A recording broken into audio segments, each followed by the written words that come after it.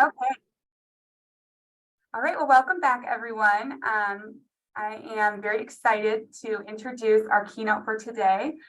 We have Teresa Gackoman. Gackoman, did I say it right? Giacoman, yeah. Sorry. It's okay. And Rhonda Franklin, and they're going to speak to us today about the Homecoming Project and impact justice. And so we're very excited that they took the time to teach us about a really innovative opportunity for housing and a new way of looking at housing that hopefully our state could potentially adopt something similar. So I will pass it over to you. And just want to let you know, if you guys have questions, you can put them in the chat and I can kind of be watching that. And then I know you will have questions at the end. So I want to ask some questions later on, but I can be watching that for you so you can focus on presenting. Thank you. Awesome. Take it away. Thank you. Thank you. Yeah, first off, welcome. Thank you for all for showing up to our presentation. We're talking about housing innovation, especially through the lens of our own program, the Homecoming Project. So I'll get us started. My name is Teresa Giacoman, and I'm a senior program associate with the Homecoming Project at Impact Justice. And I'm here with my colleague, Rhonda Franklin, who's also a senior program associate. Just to kind of clarify our roles a little bit, we work with a couple of the key stakeholders in the program. Rhonda works primarily with our hosts, and I'm working more on the participant side, supporting potential applicants and participants as they're onboarded. We're both based in the Bay Area in California, and we're really excited to talk to you about our program today. Here's our agenda. So we'll start with a brief introduction to our organization and the program. And then Rhonda will get into more of how the program actually works. We'll talk about our approach as an organization to innovation programs. And then we'll close with some ideas about how our program is changing, expanding, and scaling before finishing off with a couple of discussion questions and a question and answer segment. So if you have big questions, I would just save them for the end, but also, we will be monitoring the chat. So, feel free to drop comments in there, drop questions that we can maybe answer in live time as well. So first, I wanted to talk about who we are as an organization. So Impact Justice is a national nonprofit and research center. We're based, like I mentioned, in the Bay Area. Rhonda and I both go to work in Oakland, California, but we also have offices in Washington, D.C. and Los Angeles, and some satellite employees throughout the country. Our mission is to advance safety, justice, and opportunity through boundary-breaking work that honors and empowers people. And we emphasize the changing expectations part because we are an organization that was founded in response to systems that perpetuate racism and cycles of harm. And we have a really interesting approach to programming, which isn't all that wild. Our programming is really focused on implementing solutions that are different and innovative and that might change the field in the future.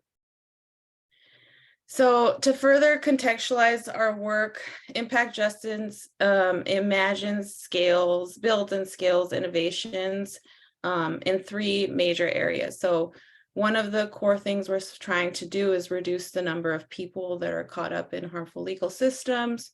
We try to improve conditions and life outcomes for millions of people who are still incarcerated. And we also try to expand opportunities for formerly incarcerated people and other system-involved people to heal and participate in community life and reach their full potential. So our organization's approach to this theory of change is really in alignment with all the strides we've made in the reentry field as a community, as a society. And this holistic structure also allows us to address core equity issues across the spectrum.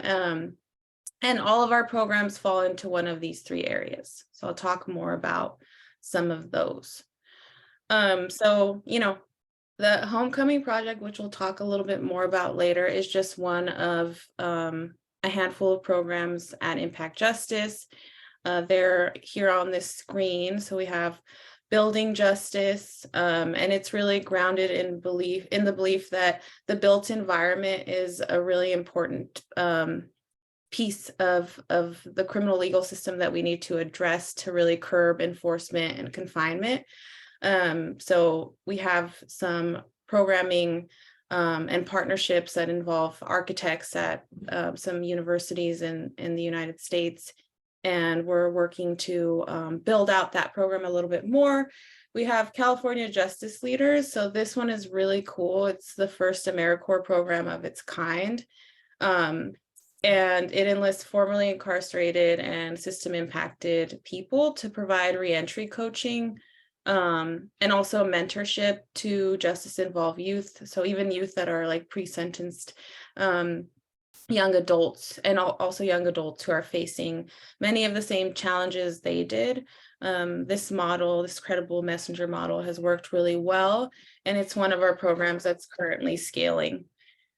And then Food in Prison, also really cool. This one is, we're working on multiple fronts to expand access to fresh, nourishing, appealing food in prisons and jails. We see this as a fundamental human right.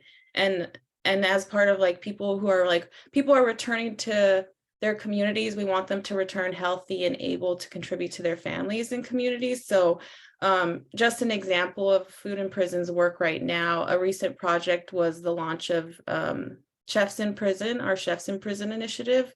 So we placed a chef in residence within the Maine Department of Corrections, who's tasked with revitalizing the food service across the correctional facilities, but also providing training to support folks who have kitchen jobs. And hopefully this training will result in really expanding their employment prospects after they're released. Growing Justice is a newer program, and similarly, we are really focusing on access to fresh, healthy food in prison, but also in lower income communities, while also training, incarcerated and formerly incarcerated people in this rapidly expanding field of indoor farming, this business that has kind of, really taken root and is a really growing industry. And then lastly, I'll touch on restorative justice and our Research and Action Center. So we have a restorative justice diversion project at Impact Justice, and it's the only national technical assistance and training program. We partner with communities across the nation to address harm, again with that focus on pre-charge restorative justice programming. And the research, we can't forget about our wonderful Research and Action Center. Our colleagues that there in that part of our organization evaluate our programs, our internal programs for effectiveness, and to think about how we can grow them and how we can make them better. But they also partner with individuals, organizations, and communities to better understand larger overlapping issues of injustice and try to evaluate some promising solutions, especially from the perspective of those who are most harmed. So we want our Research and Action Center are really committed to elevating the voices of formerly incarcerated people and currently incarcerated people through their work. I wanted to share this because these are our current innovation programs at our organization, and they're all in different points in terms of their development. And we haven't even, touched on the Homecoming Project's work. But like I said, all of these programs can be grouped into one of those three major areas that I talked about before. They're either preventative solutions, or they're solutions to things that are happening and affecting people who are incarcerated right now, or they fall more on the reentry side of thing.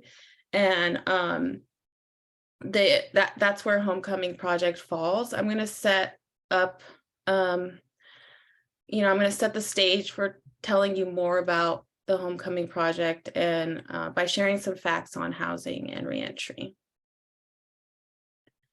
So we're all here like at this conference to really build capacity and better outcomes for folks who are reentering our communities.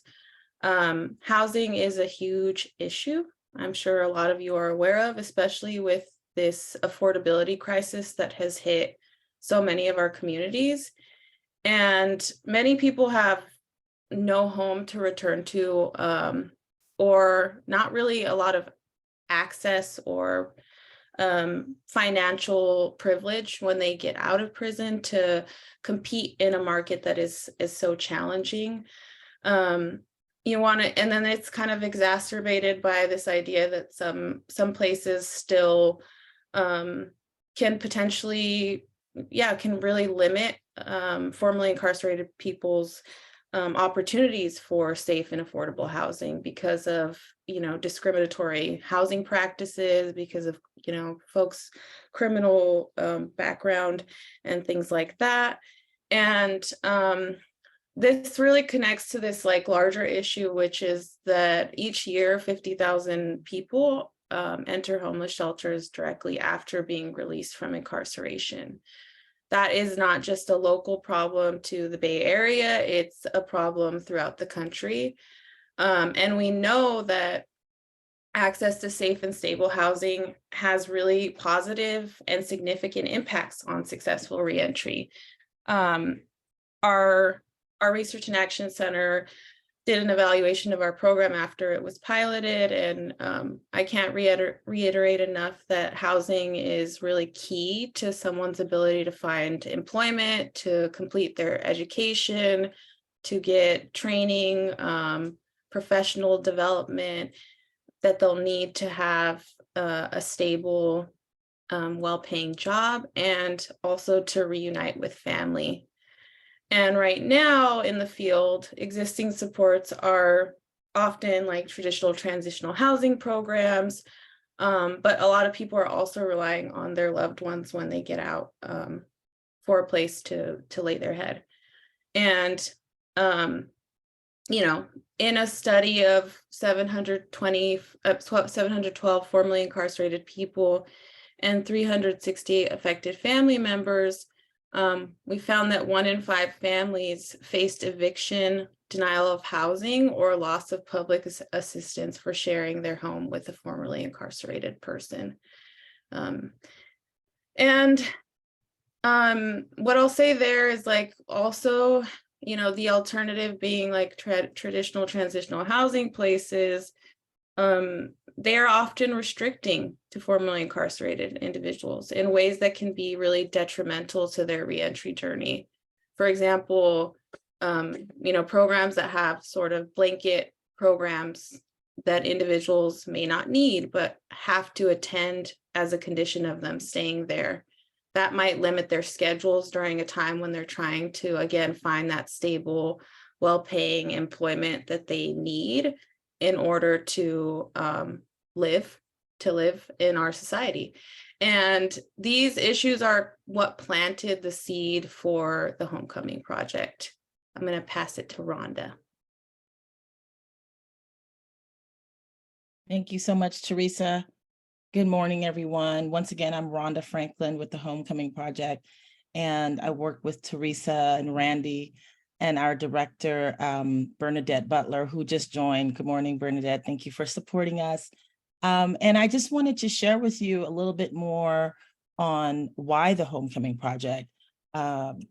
Impact Justice discovered that formerly incarcerated persons were 10 times more likely to experience homelessness. So right along with what Teresa just mentioned, it's 10 times worse for someone returning home. So we just really honed in on what can we do? What action can we take that could directly impact in a positive way folks that are returning citizens? And so we have a video to show you, and then I'll get deeper into it.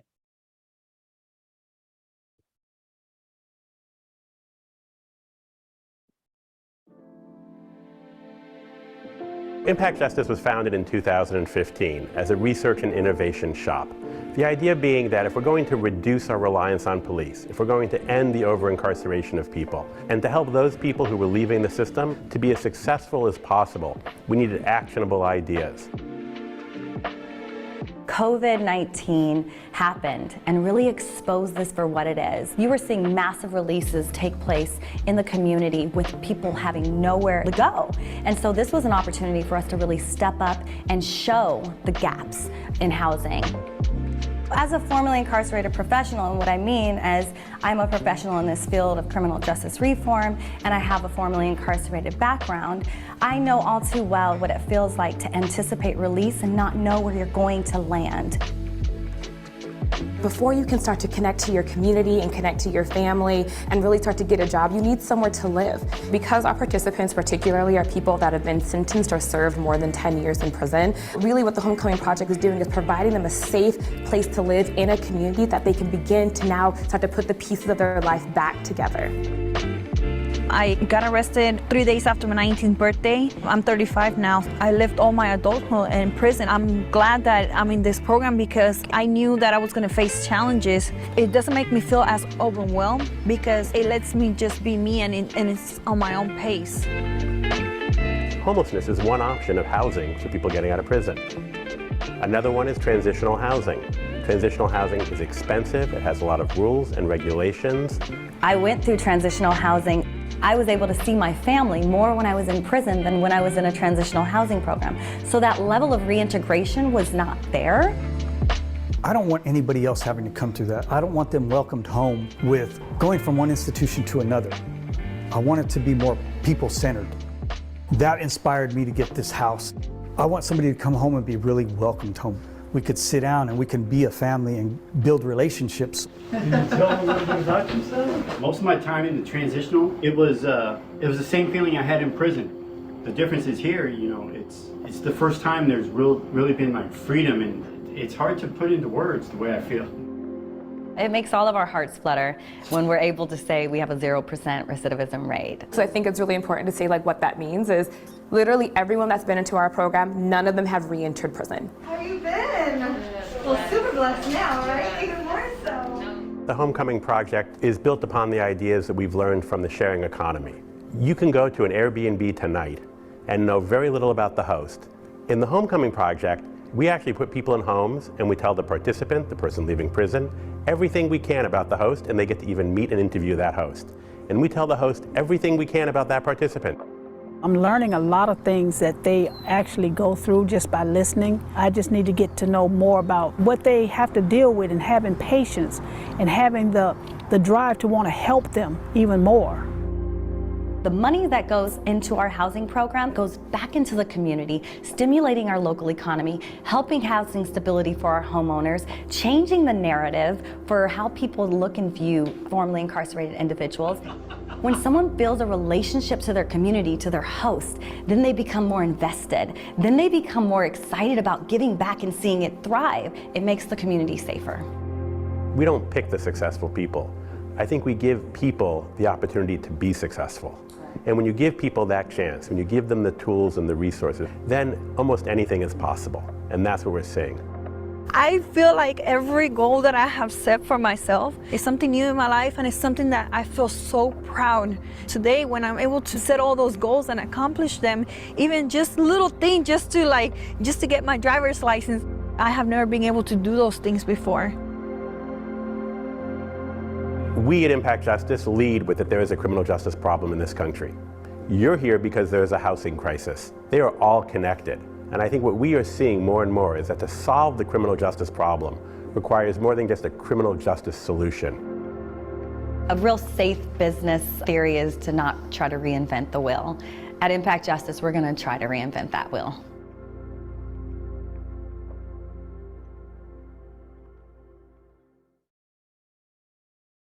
Awesome. So we're going to segue into a few more slides just to really break this down for you. What's awesome to understand is that we won the Ivory Prize. That video was us winning the Ivory Prize challenge, and we were chosen because we were the most innovative in 2021 with affordable housing. And so we're very proud that we are getting the notoriety and folks are starting to hear about the Homecoming Project, but you're all here today, hopefully thinking about this for your own community. So how does it work? Well, at first, look at the slide on the left there, the pink box. We're going to be doing a shared economy model, right? So we're pre-screening. Before we get to that point, we're pre-screening and matching. We carefully screen potential participants and hosts. Okay, so the hosts are recruited as well, and follow a rigorous matching process that addresses living preferences and allows people to meet in person or virtually before the match is sealed. Now they match themselves. Ultimately, they talk. The host or the participant can meet each other as many times as they want. Just until they determine, you know what, I can roommate with this person for 6 months, right? We offer a rent stipend instead of the individual paying rent. Homecoming Projects, THP, pays the host a stipend for up to 6 months. Now that started out in that first hosting matchup, it was $25 a day, which it doesn't sound like a lot of money, especially in Cali, right? Things are very expensive out here. And so we have brought it back to the table a couple of times. It went from $25 a day to $30 a day. And today we are at $45 a day that we pay the host for the 6 months that the participant is with them. And then after the matching is made, the participant is moved in, we assign the participant a case manager. We don't expect the host to do everything. The host has already provided a room that is clean with a bed. It has a plug, it has a dresser or a closet. There's shared bathroom, shared kitchen. And so we don't expect the host to do anything beyond that. Now, what you'll see later on in this presentation is that they always go above and beyond. But we do assign a case manager, who we call a community navigator, and that each participant is assigned this person who provides mentorship and is responsible for assisting each participant through the reentry process and ensuring program guidelines are followed. Here's the participant eligibility part, and Teresa oversees this. Okay, so what we're looking at is that the person has been sentenced at least 10 years. Most of our participants have served over 10 years. They have been in prison for 15, 20, and 30 years. We had one guy recently that has served 41 years in prison. They have participated in at least 3 in-custody rehabilitation programs. So that can be anything, right? They learned to do plumbing. They took an anger management class. Maybe it was something educational. Must be deemed appropriate for residing in a private residence. Can perform activities of daily living without assistance. Compliant with conditions of their parole and reporting to parole office. And then we exclude persons convicted of sex offenses cannot participate at this time. Community support. For the participants, each participant is assigned a community navigator, like I mentioned before, to coach them through things like their driver's license. If you've been in prison for 20 years, your driver's license is expired, or maybe you went in very young and you never were able to obtain one. So the community navigator will help the participant to get their driver's license.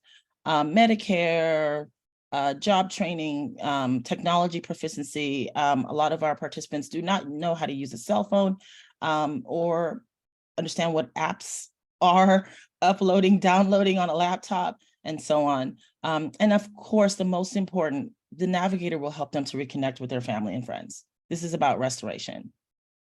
For the host, the Homecoming Project team member assists host in filling out required paperwork. That's where I come in, because I will recruit the hosts, help them to fill out their application online, do an interview with them, do an inspection of their home, right? It's like a HUD inspection. There's no like dripping water, or the place has to be clean, of course, no debris or anything obstructing the driveway and so on. And And so this is part of onboarding for the host, matching with and helping them to match with the participant, right? We do real interviews, either on Zoom and or, face-to-face. These are some of the quotes that we've heard people say. I see people being stuck, right? The participant says, going from reentry home to reentry home every 6 months, just changing so that they don't have to pay rent. It just becomes kind of a way of life, right? He said, I couldn't save at the beginning because I couldn't even get to work. He felt confined. Here's the success. We launched the Homecoming Project, THP, in 2018. So far, we have successfully placed 93 participants. 95% of participants left the Homecoming Project with full-time employment, and 100% of participants transitioned into long-term housing with zero recidivism. No one returned back to prison. For the host side, we've recruited over 50 hosts. We currently have about 25 that are active. They're rehosting. And as I mentioned before, we've been recognized for 2021, the Ivory Prize for Housing Affordability. We won that challenge. And as well, this is the big whopper, Enterprise Community Partnerships, along with Wells Fargo Housing Affordability Breakthrough Challenge. We were funded and awarded and granted, rather, $2 million with an additional 2-year track of, assisting us along the way in those 2 years. That's probably valued at another, I believe they said 500,000. So basically $2.5 million. We were one of 6 that won that HABC challenge. Another participant says, I feel like every goal that I have set for myself is something needed in my life and something that I feel so proud of, even little things like getting my driver's license. I've never been able to do those things before. That was Soul. You guys heard her on the video. Awesome. And I believe, Teresa, you're up.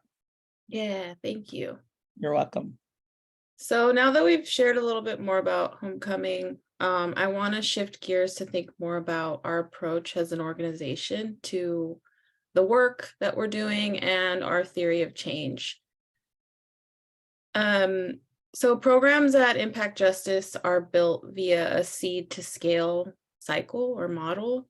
And before we start a new program at Impact Justice, we consider these kind of key questions. First, because we call them innovations, is something similar already being done or working around this need? Is there data to support the need that we're trying to address? Another key one is, are the impacted population expressing a need, right? We don't ever want to perpetuate harm or benefit disproportionately to the population we're trying to impact with our work. We want their voice, their perspective to really ground the work that we're going to be doing. We want to also think about whether this would be a good fit at Impact Justice, right? We strive to be a organization that is really reinventing the wheel and yeah, again, being innovative. But is this idea consistent with our mission? And do we have current staff that could support the program? And as you all probably know, funding is huge. Do we have it? How do we get it? How do we sustain it in order to implement the vision we have for this program? And then another couple of good questions are like, is there a potential pilot location where this would make sense? Do we have partners to advance the work, right? There are so many programs that aim to impact reentry, and so we should be building awareness around how we're connected and partnering in ways that really builds capacity in that field. So to further reiterate this like seed to scale cycle, I wanted to think about the development of our Homecoming project. So in 2017, Alex, our president, who you saw speaking in that video, had an idea to really utilize the sharing economy to help house more individuals who are leaving prison. He had this really great idea. He was thinking about, like, other sharing economy businesses like Airbnb and VRBO and things like that. And so we started in this discovery and development phase, really thinking about, okay, what data exists? What research do we need to do? What are the core stakeholders that would be really pivotal in this work, and how do we begin engaging them? And we were able to launch our pilot in 2018 with 5 participants and their hosts in Alameda County, in Northern California and the Bay Area. We soon after that expanded our geographical scope to another county, Contra Costa County. And it's really exciting because this year we're ready to scale. Since that initial pilot, like Rhonda mentioned, today we have placed more than 90 participants. And knowing that it's working well, like that 0% recidivism rate for our participants while they're in the program is really exciting. The employment and educational outcomes are really exciting. The stability with housing is really exciting. We're looking into how we can scale this model for folks who are interested. And a key piece of that is this year we're launching in another county, in East Los Angeles County, so in Southern California. And our goal is to place our first participant in the fall of 2023. Looking towards the future, we are also this year we're developing a program development toolkit, which will be provided to entities and municipalities, organizations who want technical assistance to launch their own homecoming project in other areas. So that is it's a little far away from launching, but it is in current development, and it is looking really cool and exciting, and like it's going to be a very individualized model based on who's interested in trying to bring the homecoming project to their community. Pass it back to Rhonda for this one. Thank you, Teresa. It's good stuff, right, guys? I see people shaking their heads. Okay, looking ahead, rather. Can you change the slide? Oh, there it goes. Awesome. So HABC Housing Affordability Breakthrough Challenge was the other big one that we won, I told you, with Enterprise Community Partnerships and Wells Fargo, where we got the $2 million over the 2-year tracking. And let me tell you, that $2 million hired me, so I'm grateful, right? But most importantly, it really expanded the project. And talk about full circle. Let me just tell you a story about the individuals in the photo. On your left, you have Tamiko and Joe, and they're one of the first hosts that we had back in 2018. You will see a video with them shortly. And Tamiko and Joe started hosting another gentleman. His name was also Jason, but the Jason I'm talking about is the gentleman right above Tamiko's head there. The other gentleman's name is Scott, but yeah, thank you for circling him. That's the other Jason. Jason graduated from the Homecoming Project and went on to do a clothing line.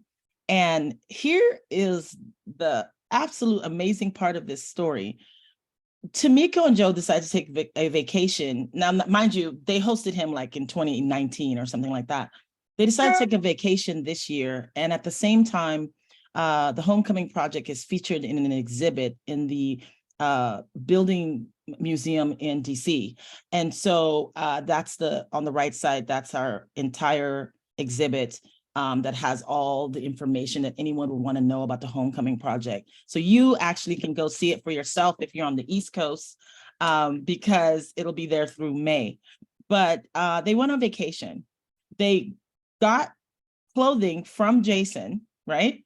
made sure they wore it that day as they were visiting the exhibit and took pictures right underneath where he is. I mean, talk about full circle, guys. I get goosebumps when I get to meet these folks and engage this way, because this is case in point.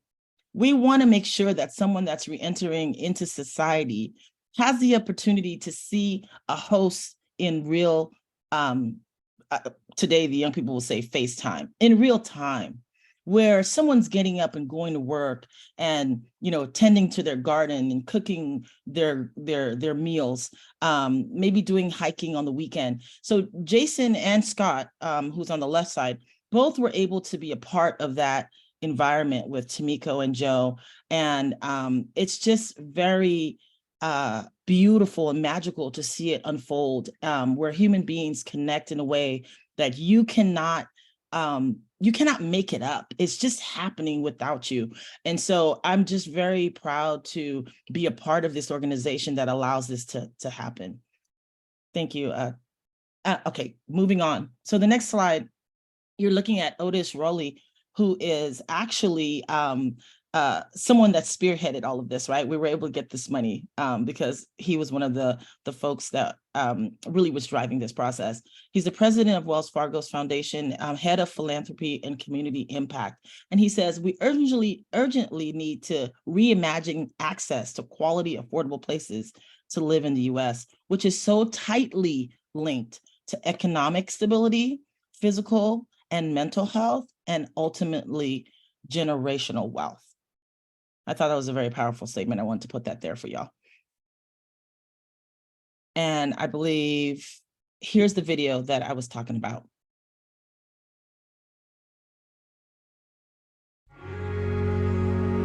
You go in and you're being treated, you know, like you're subhuman. Places like the Homecoming Project make it a lot easier to be accepted more into the community. And people with that mindset and that caring makes a big difference. Well, I'm really enjoying being home. Being formerly incarcerated, that stability has been very instrumental. Knowing that you're in a stable, secure place. So when you're out there trying to find a job, when you're trying to establish your credit, and not having to worry about, you know, well, where am I going to be sleeping tonight? The Bay Area is home for me because of my family. I have a partner, Joe. We've been together for about 12 years. We had our first participant in October 2018. It was a learning experience, I think, for both of us. We were coming from really different backgrounds, but we just had a really natural friendship. I went with Jason to buy his first car with him, did the paperwork together, you know, going to a restaurant, reading a menu. Scott's our fourth participant. I have 2 grown daughters, 9 grandchildren, love them dearly. Previously, to have any time with them, I was having to drive over 6.5 hours. One of the obstacles that I was coming up against is I would have to transfer my parole. I needed to have a residence. Impact Justice explained to me how the program worked and that they had a couple that we might be compatible. And when all was said and done, I think we were both pretty much in agreement that we wanted to do this, and it's been very positive. The Homecoming Project is really necessary in the Bay Area just because the housing prices are so high. It's really hard for people who are just starting off fresh to be able to even survive, let alone thrive. Right. You know, for us on the host side, it's really helpful to have, you know, the extra income. I felt the roommates are so well vetted. I felt like it was actually a really safe way to make use of the space that we had. There are thousands and thousands of people across the country who are being released from prison every year, but we don't invest in them, we don't give them resources, and we don't give them a safe, healthy place to live when they come out. And so the Homecoming Project says there are extra bedrooms in communities that are underserved by the sharing economy. So let's push back against gentrification, pay homeowners to become hosts, to take people who have been in prison, live with them for 6 months. Enterprise and Wells Fargo created the Breakthrough Challenge to invest in innovative housing solutions. So that took us on a journey to explore housing for people leaving prison. We thought we were building a housing project, we built a relationship project. To see people laugh together eat together, navigate our lives together. I'm not a housing expert, I'm just a regular person, and we can all do something. It's just part of my responsibility as a community member to make sure that people in our community have a safe place to live. The goal was to have that stability so I can work on the other pieces of that puzzle. And the Homecoming Project and Joe and Tamika were able to fulfill that for me and really make that a lot easier. This has just added such a richness to my life and is just something I really cherish.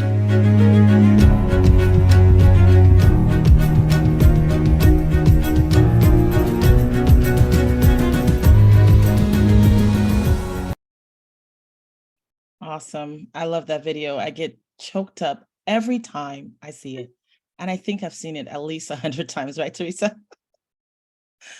Oh, wow. I believe you're up, right?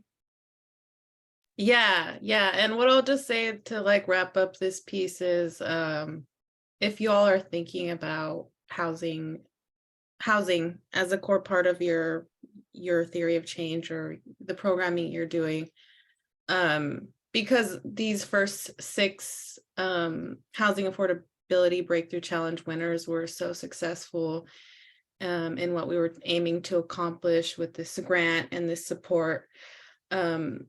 Wells Fargo and Enterprise have launched a new breakthrough challenge, and they just selected 10 new programs from across the country. So I would check that out. They have a really great website, and you can learn more about that opportunity and also other programs that are doing really exciting, innovative things. Yeah, thank you for saying that.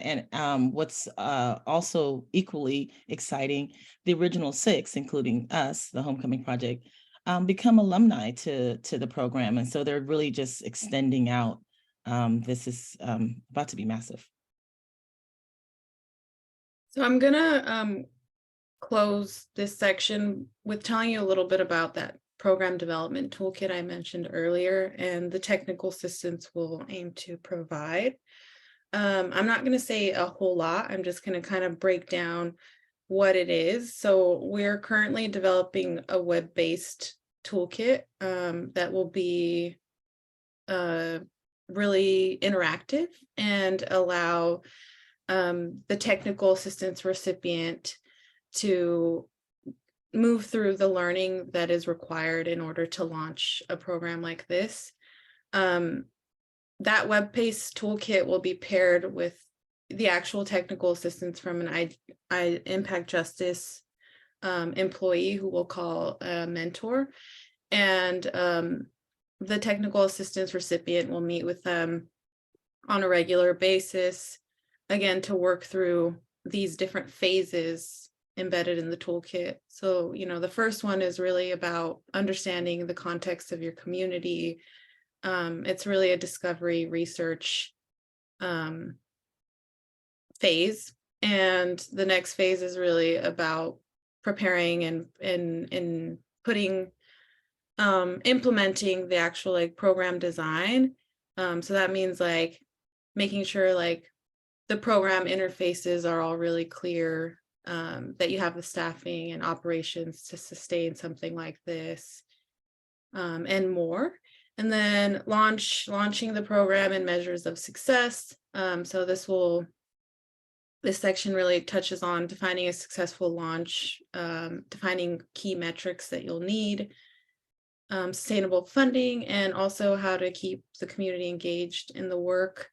And lastly, it closes with an evaluation and adaptation phase. And there's going to be some follow-up after that. This whole process we're envisioning will take about 12 to 15 months for organizations. And one last thing I'll say is this is a new program that we're offering, but our organization does do, like I mentioned earlier, technical assistance for restorative justice programs.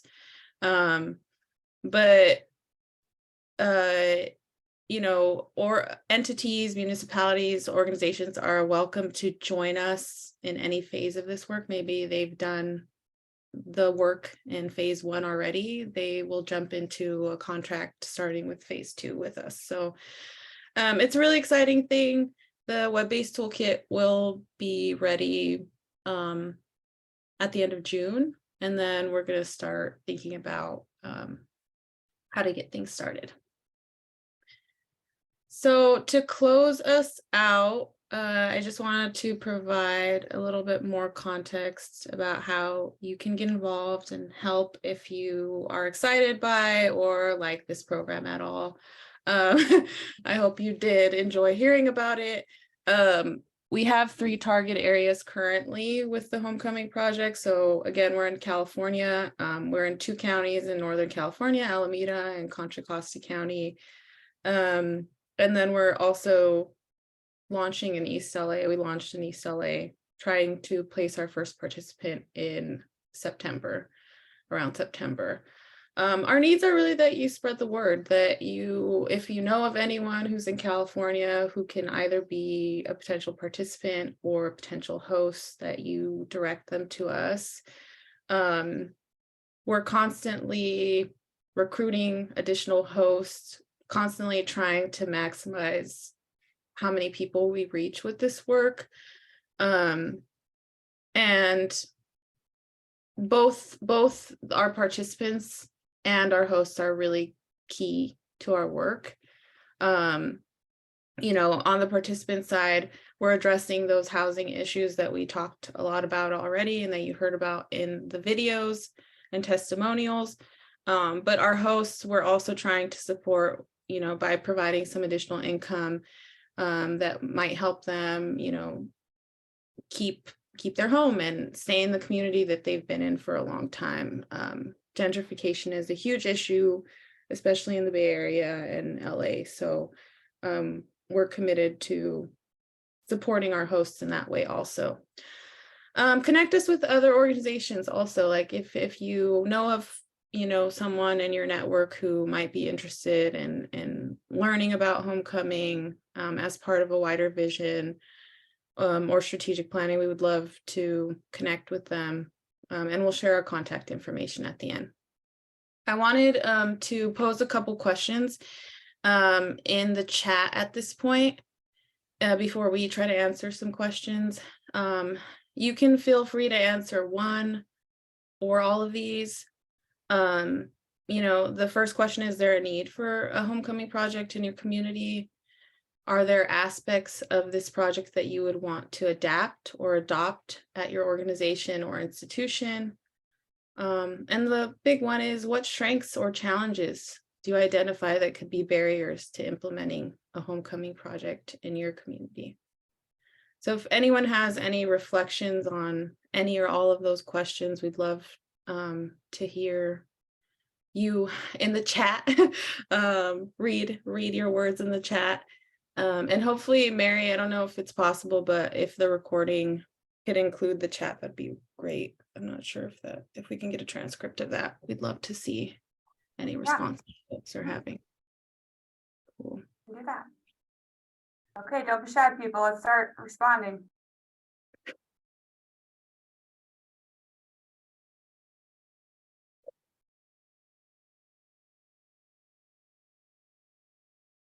Feel free to drop them in whenever, but I'm gonna let's shift to questions for us, because I saw a couple of really great ones in the chat.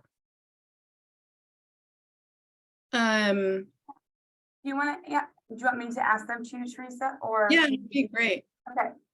So the first one was from Mary. It was regarding your restorative justice program. How are victims' needs and concerns central to your work? There's kind of 3 questions in one, so I don't know, I can just read them all, and then if you want to answer them kind of collectively. How are victims invited to inform and guide the use of restorative justice-based interventions? Is the goal always diversion, or does the program allow for other outcomes depending on the wants and needs of the victims involved? Yeah, those are great questions. I'll preface this by saying I'm not an expert, and that's not my role in the organization. But from what I've learned about the diversion programming that we train on, the victim involvement, I think, is a key piece to doing restorative justice, doing it effectively. With our model, we have a community, like we have a cohort of organizations across the country that we're providing the training so that they know how to actually like implement the different kinds of circles and the actual practices involved in restorative justice. And those programs themselves are connected to the juvenile system in different ways. But because we work with programs that specifically target supporting folks who are pre-sentenced, the goal is always diversion. There might be other, I think it does allow for other outcomes, but the foundation for the work we're doing is diversion. I hope that helps. But Mary, if you're interested to, like, feel free at the end to take my email and I can connect you in our restorative justice program if you have questions. Okay, sounds great. Another question was earlier asking about the pre-screening matching of hosts, re-entering individual, and the building of relationships somewhat reminds me of the exchange student process. Is the Homecoming Project looking at advocating for tax credit for hosts model, or has the daily stipend model, is that sustainable, the daily stipend model? Rhonda, do you want to take that one? Yeah, I can jump in, definitely. I believe that going forward in the future, it's going to be the stipend model. They haven't explored, not to my knowledge, tax credit. That is probably a great idea, but they have not taken that direction. We're going to keep on with the stipend model. Like I mentioned before, it went from $25 a day to $30 a day, and now we're at $45 a day, and it's been working. The hosts receive a 1099 miscellaneous form. They receive, but before they even receive that, at the end, they're, filling out a W-9, and they're happy to use this money as either, supplementing their income or just saving it. Folks are very pleased with that amount of money, especially now that we're at $45 a day. Great. The other question was from Gabby, and she said, in response to your question, I think buying from the community would be challenging. Was it hard to get hosts in the beginning? Yes, it was, because the ask is huge, right? You're saying, hey, this person has spent 20, 30 years in prison. Now we're asking them to live with you. So what we had done, I wasn't one of the first host recruiters. So they had the really tough job. I came in 2 years ago when I was able to start saying, hey, this is working. No one's going back to prison. Folks are actually re-entering safely, and what you're doing is huge. So who we ask matters, right? We go to faith-based organizations a lot. They believe in second chances. We start with the churches and the mosque and the temples. And we say, hey, we know you believe in second chances. Can we come and talk to your group, to your members, to your congregation? And once we give the homecoming pitch as to what we've been doing and how successful we've become, we stay back and we sign folks up. Folks say, hey, I just want to know more. This sounds interesting. The people that are saying they want to know more are the folks that are already in the community. They're already helping the unhoused. They're already feeding folks on holidays and volunteering in different parts of the community. So their heart is already open to the idea. They just don't know how it works. And when we break it down to them, they say, you know what, I'm going to give this a try. And we go from them saying, I'm going to give this a try, to holding on to the participant forever. Sometimes I lose hosts because they're like, oh no, they can't leave. They're going to live here. We're going to go into a relationship together. They can rent for me. I'm going to give them, they can pay $500 a month. I don't care, but we're friends. And Tamiko and Joe go on vacations with the Jasons. It's hilarious. And so we go from not being able to get folks to think about it to I'm not letting go of my participant. That's so great. Love that. Another question was, are all of your participants from the Bay Area or Los Angeles? Say someone from San Diego is released, can they go to the Bay Area? Yes, they can. But if they parole somewhere else, then part of the process is like is transferring their parole. So, you know, we don't limit the people who are applying, like, right, they can be planning to parole wherever, but we send our acceptance letters with the condition that if they are accepted, you know, and they want to join this program, these are the areas that we're operating in, and they may need to transfer. So we do that. You know, even San Francisco is really close by, San Francisco County, but we're not there. So we see a lot of individuals who are like from Oakland or somewhere in Alameda County, and they want to get back to where they're originally from, and we'll work with them to apply, meet a potential host before the transfer is initiated, right? Because you need an address in order to transfer parole and approval from the parole agent. Nice. Bobby asked 2 questions. What is the stats for recidivism in this program, and how do you help with mental illness? Yeah, so it's 0% for folks who, while they're in the program. We're doing more research with our alumni base now to try to track longer term recidivism rates.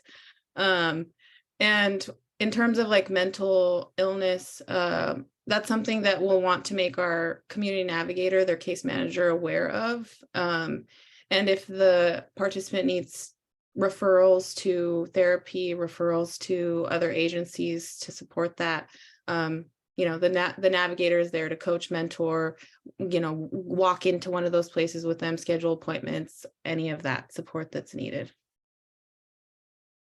Oh, and one thing I'll say about recidivism is we have had, I think, one person who's had to leave the program because they relapsed, and so they had to go into a rehabilitative program. Yeah, drug and alcohol. The next question is from Shelley. Do you provide any type of training for your hosts? Say for someone who hasn't been exposed to the criminal justice and prison system, do they have a support system they can lean on, like an individual has a navigator? Would love to see this in Iowa, and your model appears to be working. Yes, I'll take this. Definitely, we have training for them. In fact, we just implemented the training to be every other month on the 3rd Thursday of the month. And so our hosts come together via Zoom, and we do training, anything from reentry to adjustments to, food as medicine. The last training, we had a doctor come in who was a nutritionist and go over, healthy eating and what foods can cause inflammation. And so the hosts were grateful for that, because a lot of them actually do cooking with the participant and invite them to dinner. So they found that these trainings have been very helpful. To your point about them not having knowledge of reentry, we definitely have classes for them. The training involves all of that. The training is not mandatory, but folks are showing up to training. They want to know more. They want to help. That is amazing. I don't see any more questions at the chat at this time. So actually, someone just said, interested in hearing reading the pitch you share with organizations to recruit hosts. So like the faith-based, would that be something that you could share with us? Absolutely. It's me that does that pitch. And what's important, I ask for, window of time, and a lot of organizations will give me, 5 minutes to 10 minutes. And what I want to cover is, of course, a little bit about the organization, Impact Justice, what the success that we've already had in the Homecoming Project. And what I lean on is their ability to believe in second chances. I really stress that, give us a chance, hear us out. This is something that you will find very rewarding. You're already in the community. You're already doing the work. This is one more option for you to be able to support and to volunteer. And so once I let them know about that and let them know about the stipend, hanging out after the organization's program, I have people signing up, and then I go one-on-one, right? I'm taking you down one-on-one. I'm just taking you down one-on-one because I'm going straight for your heart. No, you know how to get them. But yeah, it starts with who they are. Mm-hmm. It's not so much my pitch. It's who they are. They are people that already want to do this. Now, I do have a couple of people that are hosts that are in for the dollars. They're like, Rhonda, when do I get paid? Right? But that's like 1%. Seriously. The majority of folks doing this work are like you and I. We want to be here, right? And what's amazing is that they say yes every time. That is amazing. Well, we really appreciate you coming to present. I'm very excited about this presentation and the possibilities for our group. So we will share your PowerPoint if you are okay with that, with the resources afterwards, and your email addresses. So are you comfortable for people reaching out if they have further questions or want more information? Yes. Great. We hope you all do. Thank you so much. Thank you so much. You guys are great. We had a great time. We really appreciate you. So we're going to go to lunch now.